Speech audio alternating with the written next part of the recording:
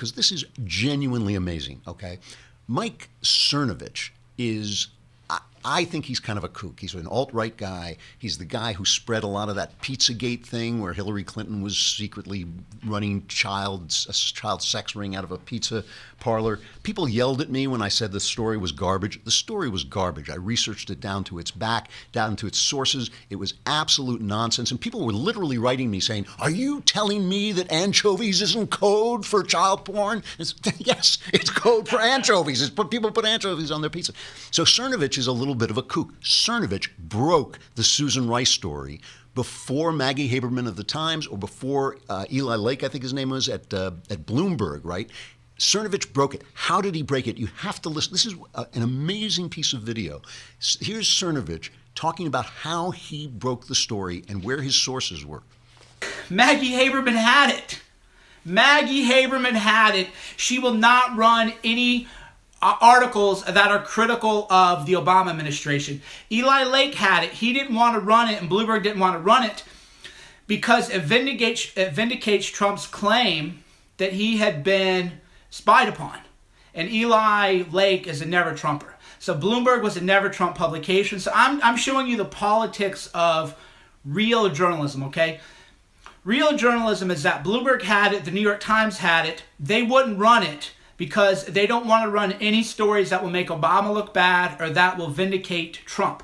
They only want to run stories that make Trump look bad. So that's why they sat on it. And so where did I get the story?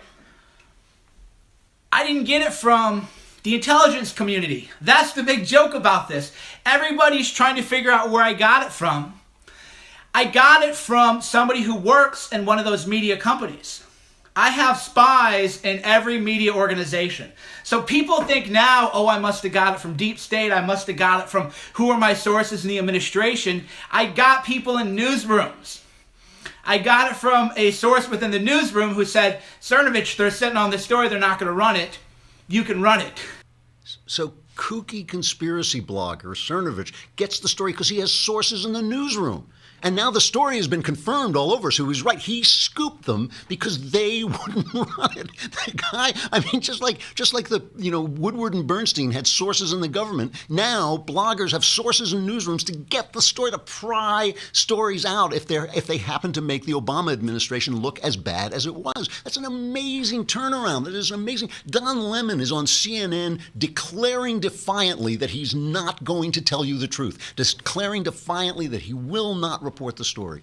Today, it's a claim that President Obama's former national security advisor, Susan Rice, unmasked the names of Trump associates.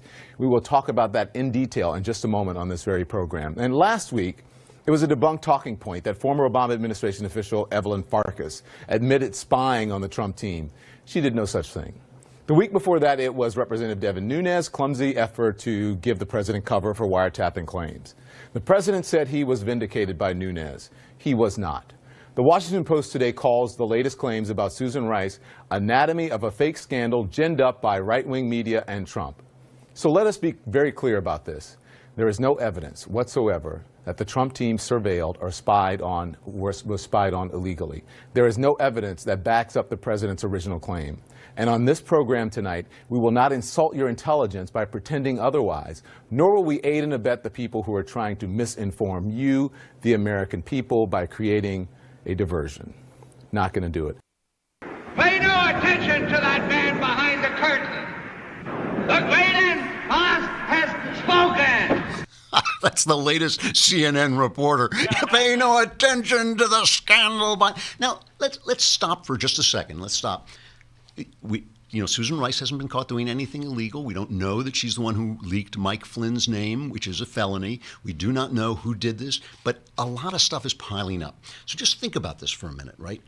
Let's pretend you're an actual real-life reporter, not somebody who works for ABC or CBS or NBC or CNN or the New York Times, but an actual journalist, somebody who wants to get the truth. And now you've got what looks like the tail end of a thread of a story that maybe the President of the United States, maybe some of his highest people were spying on the political opposition. You have got the story of the decade. This is a bigger scandal than Watergate before the cover-up. That was just a break-in to spy on other that was an actual break-in to spy on another candidate. This is using the intelligence services to spy on other candidates. This is a big story. You've got suddenly nobody cares. No, Don Lemon is just going to tell you there's no proof, there's no evidence.